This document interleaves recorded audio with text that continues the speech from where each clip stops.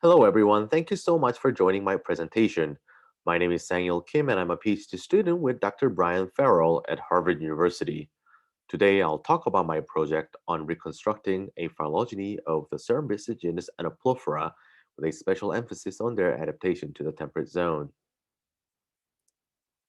As many of you may already know, the genus Anoplophora is famously known for the Asian longhorn beetle and the citrus longhorn beetle, which have respectively arrived in the United States and Europe and have caused significant damage to deciduous hardwood forest in its area.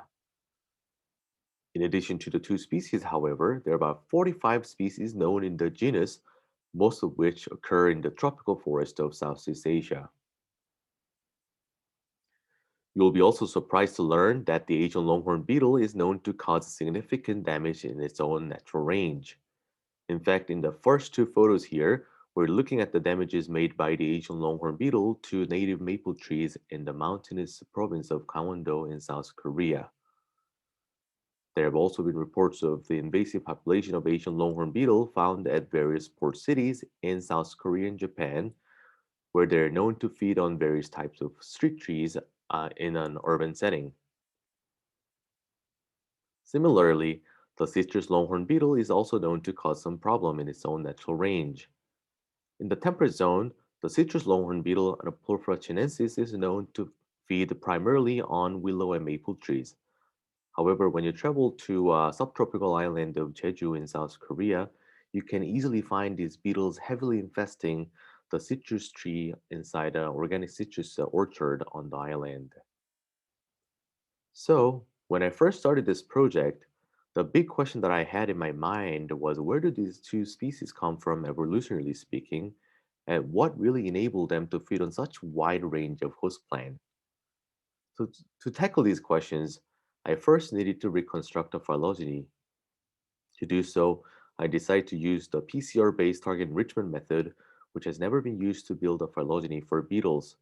So I first had to test the feasibility of this method in generating the data that are suitable for a systematic analysis at the species level. Once I had a phylogeny, I wanted to evaluate the origins of the two temperate species. Also, when I have the phylogeny and found the origin of these two temperate species, I intended to design a comparative genomic study looking specifically at the genetic mechanism underlying these beetles' adaptation to the temperate environment. So first, I'd like to tell you a little bit about the method. So target enrichment is one way you can fine-tune your sequencing effort by using capture probes which will hybridize to fragments of targeted loci in your genomic DNA, which can be selectively isolated for sequencing. Some of the more widely used methods include the ultra-conserved elements or UCEs, or the anchored hybrid enrichment method, where you're using commercially generated probes targeting for hundreds to thousands of loci. Another way you can achieve this goal is to use a PCR-generated probes. This method has been used to study bird systematics, but has never been used to study any phylogeny of beetles yet. One big benefit of using the target enrichment method, and actually the Illumina sequencing in general, is that you're no longer restricted by the quality of your starting genomic DNA. Included in my sample set, I had historical museum specimens collected as old as 1848. And when you extract the genomic DNA from these historical museum specimens, you'll likely see highly fragmented genomic DNA as shown in the first column here in my electrophoresis image. I also had many freshly collected specimens preserved in over 95% ethanol or RNA later solutions, where you typically be able to extract longer fragments of genomic DNA. Combining both historical and fresh specimens for the initial sequencing run, I first targeted for about 28 loci. These loci included some of the more widely used traditional Sanger sequencing markers, such as the CAD EF1 alpha, arginine kinase, and winglets, as well as mitochondrial DNA of CO1 and 16S. The reason I included some of these more widely used genes was to increase the compatibility of my data set if I were to make any analysis in a larger scale.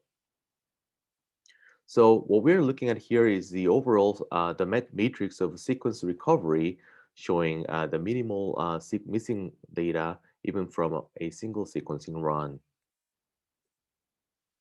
Once I had the data from the first sequencing run, I I went on and looked at the potential effect of the specimen's age on the success of sequencing. This is a scatter plot gathered from the data across the various projects that I'm involved in right now. And you can see that there really isn't any correlation between the percent loci recovered on the y-axis and the year the specimen was collected as on the y and the x-axis. In fact, one of the oldest specimens that I used for the Anoplophora project included a specimen collected in the year 1932, from which I was still able to obtain about 80% of the loci that are intended to sequence. After that, I went on and looked at the potential effect on the probe's hybridization efficiency as your sample gets phylogenetically more distant from the probe sample.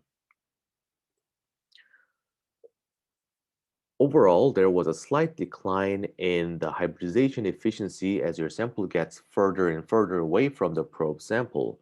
However, as you can see, I was still able to obtain most of the loci that I intended to sequence from even outgroup species for the Anoplophora project, meaning that the decrease in probe efficiency didn't really matter much for target enrichment. Now, here is the preliminary phylogeny of Anoplophora that I reconstructed from my initial sequencing run. So this is based on about 108 samples of Anoplophora targeting 28 loci. The final concatenated DNA sequence data set included about 27,000 base pair long sequence for each sample. So starting from the top, we have here the Chinensis group consisting of the citrus longhorn beetle and its relatives. Next group up is the subgenus Mimonemophas, consisting of about 5 species described mostly from southern China and Indochina Peninsula, with one species, Anoplophora oceana, from Taiwan. This group has traditionally been classified as a separate genus, Mimonemophas, but have only recently been transferred into the genus Anoplophora, the taxonomic change of which is highly supported in this phylogenetic analysis. Next group, we have the Glabriopinnis group consisting of the Asian longhorn beetle and its relatives. Elegans group represented by a larger bodied Anoplophora species occurring mostly in the tropical forest and diversified therein. We have a Horsiphieldiae group and also the Lucipora group. This is a clade represented by all the species occurring in the Philippines. Finally, the earliest branching lineage of Anoplophora turned out to be the subgenus Coleoptera, which has also been traditionally classified as a separate genus. However, there's a one clade that I still haven't talked about, which is the Spirulina group, represented by 3 species that are characterized by a smaller sized body and the presence of a bluish gray to turquoise colored breast pubescence on its integument. It's not surprising to see these 3 species clustering into a single clade, but what was really interesting was this. When I included a species of Monocamus guerrii, in the analysis, this species was recovered nested within this clade. Perhaps having the similar type of pubescence is a synapomorphic character defining this group, and if this is true, then one will have to transfer Monocamus guerrii into the genus Anoplophora. There's another species in the genus Monocamus that looks quite similar to Monocamus guerrii, that is Monocamus millegranis. I haven't had a chance to include this species in the analysis, but I intend to do so in my next sequencing run. So here's the general summary of my study. So I first was able to confirm the robustness of this target enrichment method using PCR probes in generating DNA sequence data that are suitable for a systematic study at the species level based on the specimens in various preservation conditions. This is also the first time that Anoplophora phylogeny is recovered at the species level. But in fact, I just received the sequence data from my second sequencing run, which included a more comprehensive sampling, in fact, about 300 samples, and now targeting for about 50 loci per sample. So with more data, I'm hopeful that I will be able to present more robust phylogeny in the end. Based on the preliminary result, it looks like some minor taxonomic changes are inevitable. Most importantly, I also found and confirmed the two independent origins of the two temperate species within Anoplophora. Based on this result, I selected a subset of Anoplophora species for whole genome sequencing. I'm waiting to get the sequence data from the core, but once I have the data for whole genome sequencing, I will be able to start doing some comparative genomic analysis. This can be done thanks to the already available data on the whole genome of Asian longhorn beetle published in this paper. Using that genome sequence as a reference, I'm going to do some comparative genomic analysis, aiming to find some signature selection for some of the genes that are associated with adaptation to the temperate environment, such as those genes associated with diapause or detoxification, or even plant cell wall digestion. So with that, I'd like to thank the Coleoptera Society for inviting me to give a talk at the annual meeting today, and also for funding my research through the Graduate Student Research Enhancement Award. I also have to thank various members of the lab, both current and former, my advisor, Dr. Brian Farrell, and the former PhD students, Bruno de Medeiros and Patrick Goring. I especially thank Bruno for his enormous help with coming up with the protocol for target enrichment method that I used for this project. There are also many collaborators throughout Asia that helped me during my multiple years of fieldwork in the respective countries. I also would like to thank some of other funding agencies that support this work.